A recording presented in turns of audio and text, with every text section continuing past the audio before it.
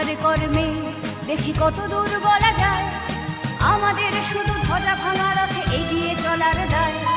চিৎকার কর্মে দেখি কত দূর বলা যায়।